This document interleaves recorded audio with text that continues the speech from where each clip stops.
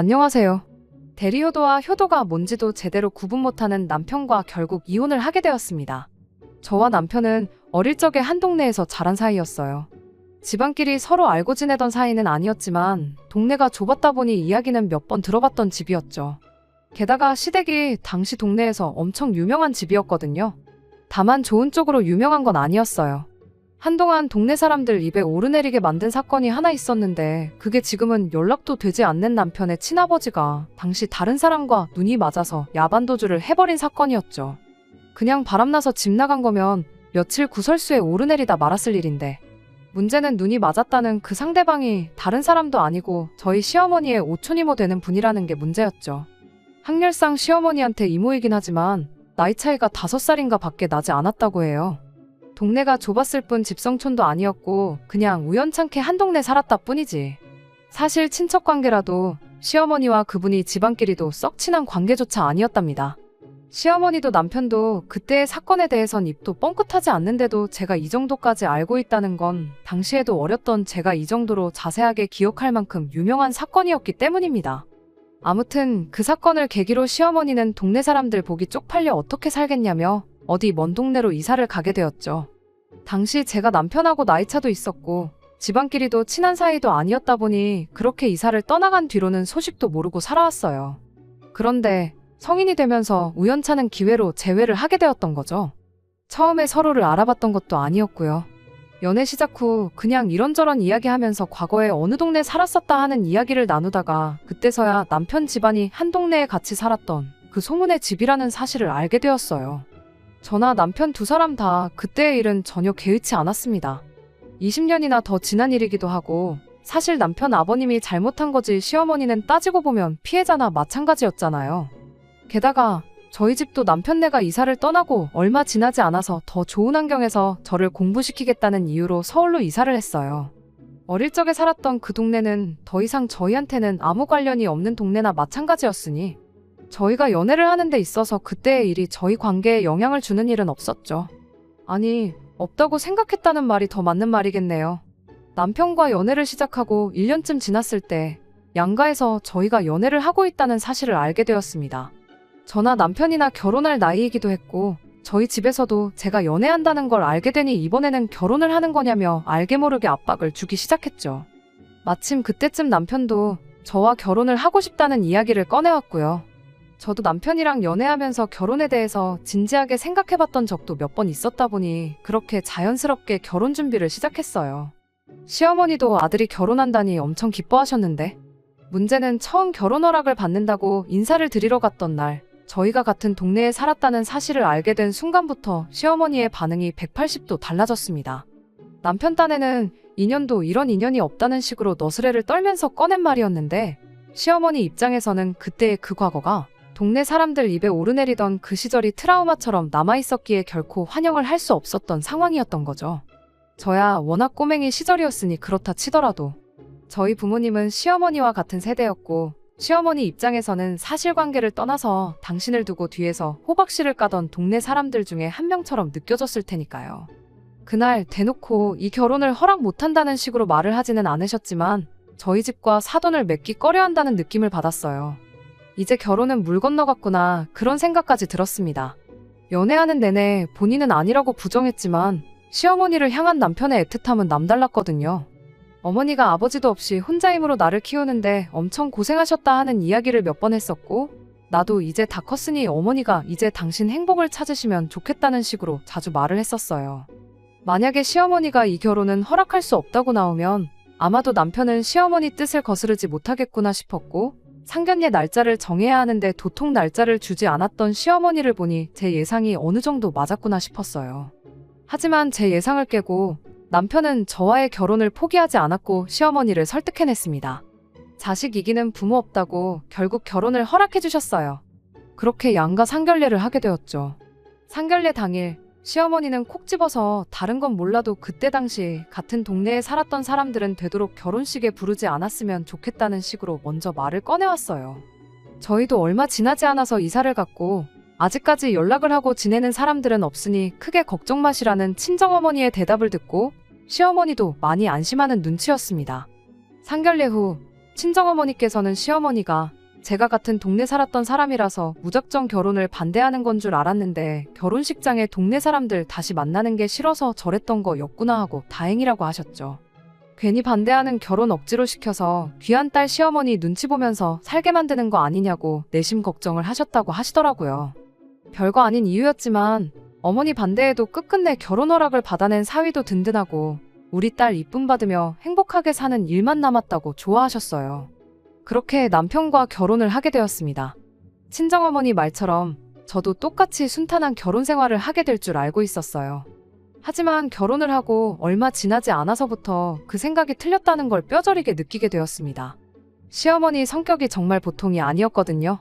제가 같은 동네에서 살았던 말았던 시어머니 과거를 알았던 몰랐던 간에 그냥 인간적으로 볼 때 심적인 여유가 전혀 없이 날카롭기만 한 사람이었어요. 오죽하면 남편 아버님이 얼마나 시달렸으면 야반도주까지 하게 되었을지 이해가 된다 싶을 정도였습니다. 운 나쁘게도 마침 눈맞은 상대방이 시어머니의 오촌이모였을 뿐 그 누구였어도 다른 사람 찾아서 새살림 차릴만도 하다 싶을 정도로 사람을 숨도 못 쉴 정도로 압박하는 그런 능력이 있는 분이셨죠. 어머님과 저 사이에서 중간 역할 하나만큼은 제대로 해줄 거라고 믿었던 남편마저 결혼하고 나니 곧바로 태도를 달리했죠.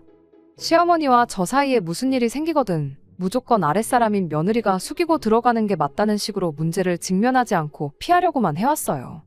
제가 뭐 대단한 걸 바란 것도 아니었습니다. 자기 어머니 끔찍하게 생각해주는 효자 아들이었다 보니 신혼집도 시댁에서 가까운 곳으로 구했었어요. 그 덕에 일주일에 최소 3번은 시댁에 다녀와야 했고 남편 편하게 들어누워 쉬는 동안에도 저는 시어머니를 대신해 시댁 집안일을 대신 해야 했습니다. 시대가 요즘 같지 않았던 제가 며느리돌이를 하는 게 당연하게 여겨지던 때였다 보니 시댁에 자주 들락거리며 집안일을 해야 했던 것에 불만을 가졌던 건 아닙니다. 다만 시어머니는 제가 좋은 마음으로 도와드려도 단 한 번을 제가 해놓은 결과물을 만족해하는 법이 없으셨죠.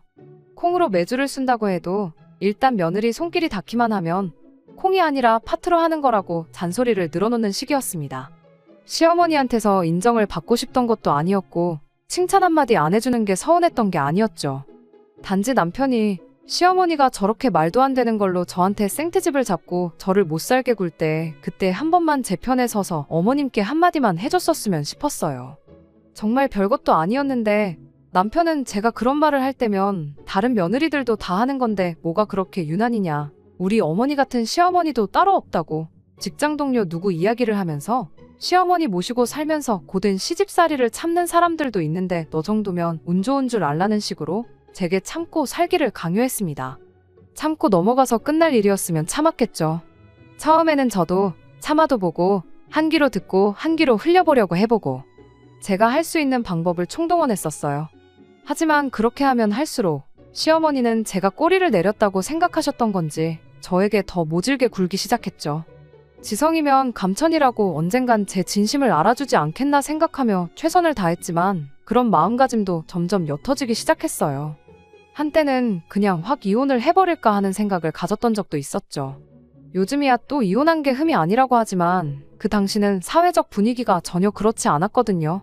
그땐 이미 아이들이 태어난 뒤였다 보니 이혼녀 딱지 달고 애 키우며 받을 주변의 시선도 또 아이들이 견뎌내야 할 주변의 손가락질도 걱정이 돼서 그렇게 할 수가 없었습니다.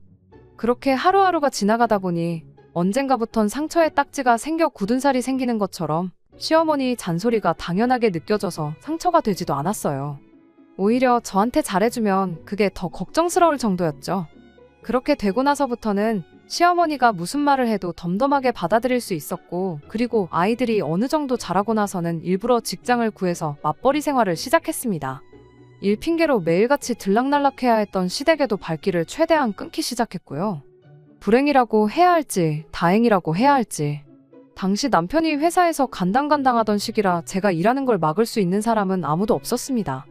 맞벌이를 시작하면서 저도 바쁜 삶을 살아야 했다 보니 시댁에 관련된 일에 관해선 전부 남편 보고 알아서 하라고 했어요. 남편에게서 경제적으로 독립을 했다. 뭐 그런 거창한 이유 같은 건 하나도 필요 없이 딱 하나 시어머니 때문에 받아야 할 스트레스가 사라지게 된 게 제일 좋았습니다. 다만 맞벌이하면서 경제적으로 조금 숨통이 트이게 되니 남편이 시어머니한테 물심양면적으로 퍼주는 건 열받는 일이긴 했네요. 그래도 이제 나도 버니까 그냥 그 얼마 안 되는 벌이로 내면의 평화를 샀다고 생각하자 하고 말기로 했습니다. 그렇게 지금까지 여태껏 잘 살아왔어요. 매주 몇 번씩 시댁 가서 시달리고 잔소리 듣고 하는 일이 없으니 시어머니와 관계도 그럭저럭 나쁘지 않았죠. 물론 거기에는 남편이 매달 100만 원씩 퍼주던 금전적인 지원이 있기도 했지만 만족스러운 나날들이었어요. 아이들도 엇나가지 않고 제 속 한번 썩히지 않고 착하게 자라주었고요. 그런데 지난해 여름부터 다시 시어머니한테서 전화기에 불이 나게 연락이 오기 시작했습니다. 맞벌이 시작한 이래로 시어머니 부양을 가장한테 떠넘긴 게으른 며느리라며 개인적으로는 연락 한 통 없으셨던 분이 노안이 어쩌고 저쩌고 하면서 오늘은 여기가 아프다, 오늘은 또 저기가 아프다 하면서 앓는 소리 죽는 소리를 쉴 틈 없이 해대셨어요. 예전이었다면 꼼짝도 못하고 앓는 소리 끝까지 다 들었겠지만 저도 예전에 제가 아니었으니 한마디 했죠. 어머님 아프시면 병원에를 가셔야지 저한테 전화하신다고 아픈 게 없어지냐고요. 집 근처에 병원이 없는 것도 아니고 큰 병원 가고 싶으면 애들 아빠한테 연락하셔서 한번 날 잡고 다녀오시라 했습니다. 하지만 이런 제 대답에도 시어머니는 아랑곳하지 않고 몇 날 며칠을 몸이 안 좋다는 이야기로 계속해서 전화를 해대셨어요. 견디다 못한 제가 남편한테 어머님 모시고 병원 좀 다녀와 보라고 일하는데 전화 받는 것도 이제 눈치 보여서 못하겠다고 한마디 했습니다. 남편 직장 특성상 중간에 시간을 비우기가 어려운 상황이라는 건 저도 알고 있었어요. 그에 비해 제 직장은 일하는 중간에 개인 시간을 활용하는 데 있어서 상대적으로 탄력적인 부분이 있었고요. 게다가 남편은 대중교통을 이용해서 출퇴근을 하고 있었고 그 덕에 차는 제가 쓰고 있었기도 했거든요. 말은 그렇게 했지만 남편이 부탁하면 한두 번쯤은 시간 내서 어머님 모시고 병원에 다녀올 생각도 갖고 있었죠. 하지만 남편은 무슨 고집이었는지 저한테 병원의 병 이야기도 꺼내지 않았습니다. 처음엔 저도 남편이 시어머니가 꾀병을 부리고 있다고 생각하고 있나 보다 하고 대수롭지 않게 여겼습니다. 하지만 시어머니의 앓는 소리는 끝나지 않았어요. 오히려 하루에도 두세 번씩 전화가 오는 등 더 심해지기 시작했습니다. 남편이 부탁해오길 기다리다간 제가 제명에 못 살 것 같아서 결국 제가 포기하고 시어머니한테 병원 예약해 놓을 테니 저랑 한번 다녀오시자 말을 꺼냈습니다. 그런 제 제안에 시어머니는 너는 눈치가 없는 거냐 아니면 알고도 모르는 척을 하는 거냐 하면서 한마디를 하더군요.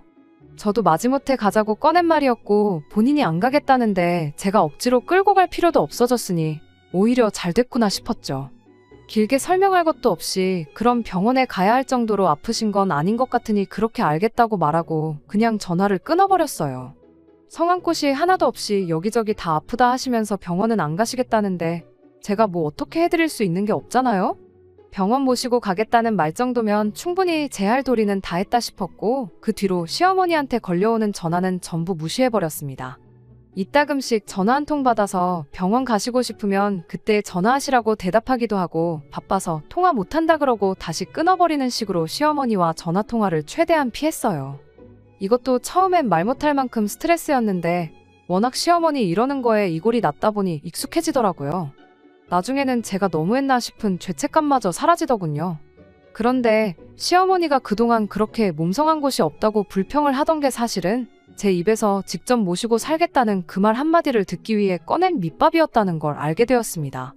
저런 식으로 시어머니 연락을 피하기 시작한 지 2달이 조금 안 되었을 때쯤 남편이 저한테 합가 이야기를 먼저 꺼내왔거든요. 어머니 몸이 예전 같지가 않으신 것 같은데 이제 우리 집에서 모시고 살면 어떻겠냐고 말이죠. 난데없는 합가 제안에 어이가 없었죠.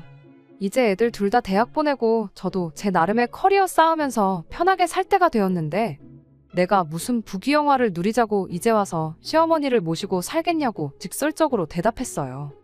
애들 대학 보내고 이제 제 인생 사는 건 둘째치더라도 그동안 시어머니와 저희 관계를 생각해보면 가당치도 않은 이야기였기도 했고요.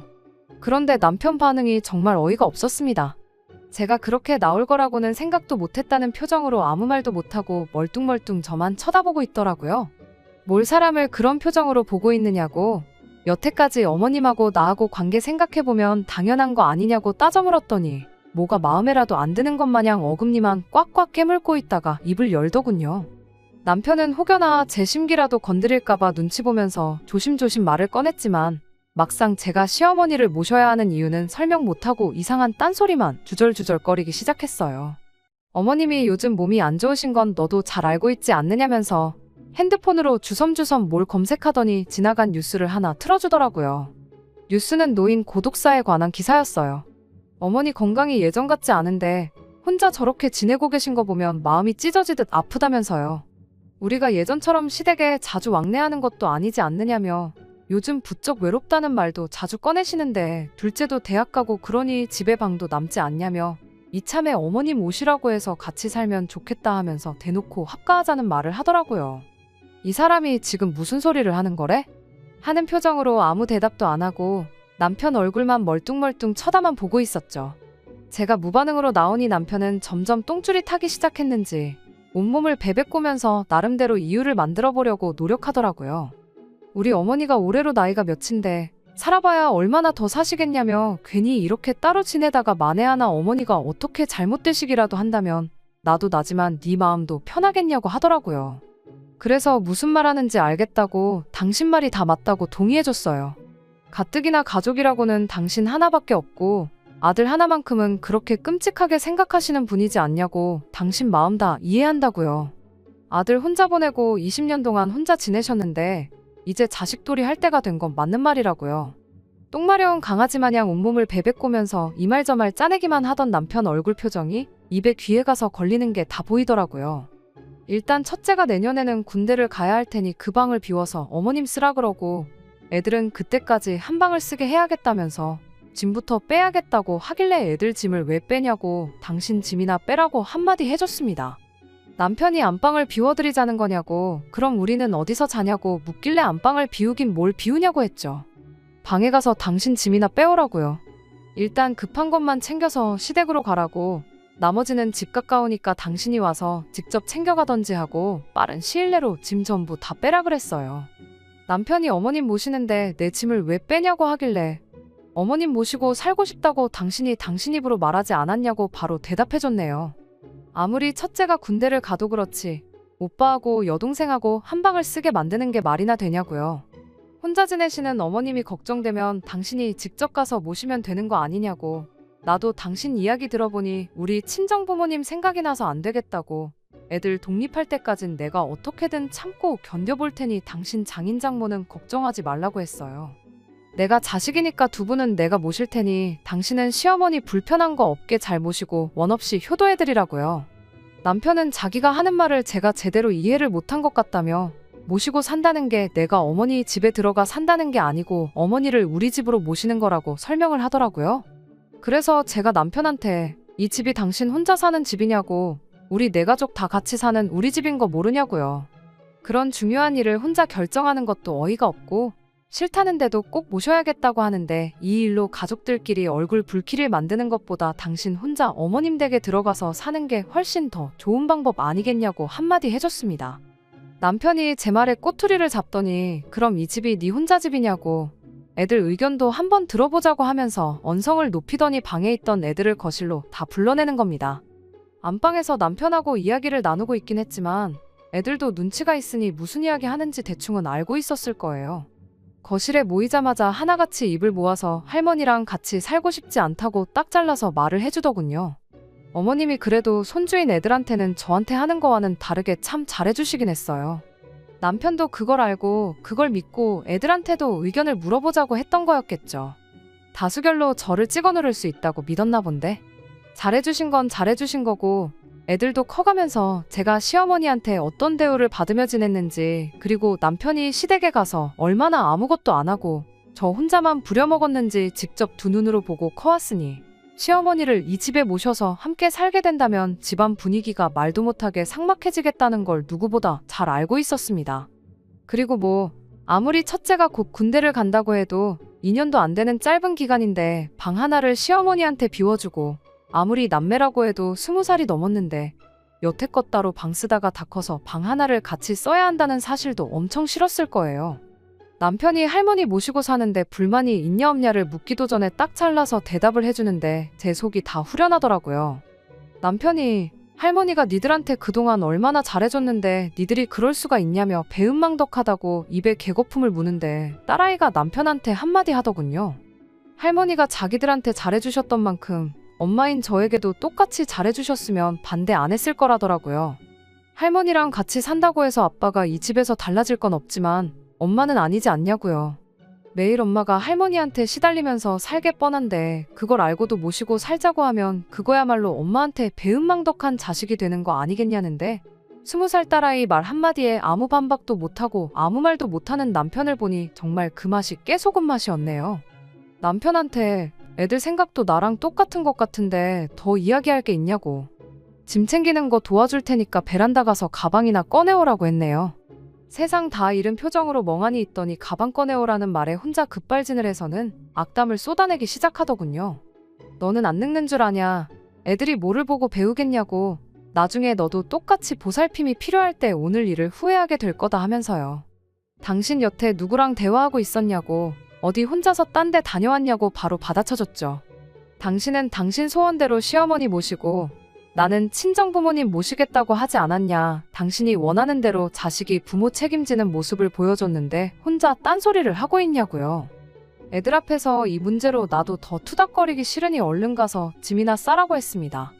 짐 싸는 거라도 도와주려고 했는데 이제 도와줄 마음도 싹 사라졌으니 혼자 하라 그러고 저 혼자 밖으로 나왔습니다. 애들이 같이 가자고 따라 나오려고 했는데 그래도 애들 아빠인데 너무 비참해지지 않을까 싶어서 따라 나오지 말라고 했죠. 저 혼자 밖에 나가서 바람 좀 쐬면서 이런저런 생각을 많이 했어요. 남편이 조금 불쌍하다 싶기도 했지만 또 제가 참고 넘어가 봤자 같은 일로 골머리 썩을 게 뻔한데 그냥 더는 생각하지 않기로 했죠. 그러던 중에 애들한테 전화가 왔어요. 집에 빨리 좀 와야겠다고요. 저 나가자마자 남편도 곧바로 밖에 나갔는데 집에 할머니를 모셔왔다네요. 부랴부랴 집에 들어가 보니 시어머니가 현관문에서부터 저를 아주 잡아먹을 듯이 노려보고 있더군요. 어쩐 일로 오셨냐 물으니 어디 감히 마누라가 남편을 내쫓을 수가 있냐며 다짜고짜 제 머리채를 낚아채더군요. 난데없는 상황에 당황스러웠는데 다행히 애들이 뜯어말려줘서 금방 풀려날 수 있었습니다. 그 와중에도 남편은 지 엄마 뒤에 숨어서 팔짱 끼고 이 상황을 지켜보고 있더군요. 당해도 싼이 당한 거라는 표정을 짓고 있으면서요. 저도 며느리이자 애들 엄마로서 그러면 안 된다는 거 인정하지만 머리채까지 잡힌 마당에 20년 넘는 세월 쌓여왔던 감정이 폭발해서 한마디 했어요. 그럼 뭐 남편을 내 손으로 내쫓을 게 아니라 어머님처럼 제 발로 집 나가게 만들었어야 했었던 거냐고요. 시어머니 잊고 싶은 아픈 기억을 후벼판 건 제가 100번 잘못한 게 맞습니다. 시어머니도 제가 저렇게 나오니 충격이 컸었나 봐요. 어쩔 줄 몰라 하면서 저한테 고래고래 소리 지르다가 너 같은 걸 며느리로 들인 내 잘못이다 외치며 빠른 시일 내로 이혼 서류 작성해 보내줄 테니 마음의 준비나 단단히 하고 있으라고 큰소리치고 남편 데리고 나가셨죠. 한바탕 전쟁통을 방불케 하는 상황을 겪고 나니 온몸에 힘이 쭉 빠지더군요. 애들이 제 편을 들어주면서 괜찮다고 하긴 했지만 여태껏 참고 견뎌온 결혼 생활의 종지부를 이렇게 찍게 되는구나 싶어서 망연자실했습니다. 이혼하는 게 두렵지는 않았습니다. 말 맞다나 재산이야 공평하게 반반 나누면 그만이고 애들도 다 커서 자기 앞가림은 할 수 있는 상황이었고 친정부모님도 계시고 저도 제 직장이 있는데 먹고 사는 걱정은 하나도 되지 않더군요. 다음 날이라도 당장 이혼 서류 작성해서 가져올 줄 알았는데 한 달이 지나도록 남편도 시어머니도 저희 집에 코빼기도 비추지 않았어요. 먼저 연락하고 싶은 마음은 없었기에 아무 때나 가져오라는 심정이었습니다. 차라리 바로 다음날 왔었으면 저도 다시 고민하고 또 고민해봤을 텐데 한 달이 넘도록 시간을 주니 오히려 차분하게 마음 정리할 여유가 있더라고요. 그래서 저도 이혼을 하는 걸로 완전히 마음을 굳히게 되었죠. 마음 정리하고 일주일이 채 안 되었을 때 퇴근 후에 여느 때처럼 저녁 식사 차려놓고 애들하고 밥 먹고 있는데 현관문 열리는 소리가 들려왔습니다. 남편이었어요. 무슨 일이라도 있었냐는 듯이 자연스럽게 자리에 앉더니 밥을 달라고 하더군요. 아무 말도 안 하고 묵묵히 밥을 다 먹고는 자연스럽게 안방 침대에 들어가서 드러눕는데 이혼 서류를 가져온 것도 아니고 사과를 하는 것도 아니고 뭐 하자는 건가 싶더라고요. 남편한테는 말도 꺼내기 싫어서 시어머니한테 전화해 어머님 아들이 왜 우리 집에 와 있는지 모르겠다고 오셔서 데려가시든지 하셔라. 제 할 말만 전하고 전화 끊어버렸습니다. 1분도 안 걸려서 시어머니한테 다시 전화가 왔어요. 저한테 미안하다고 하시더니 이제 할 만큼 하지 않았냐고 하면서 남편과 화해를 하랍니다.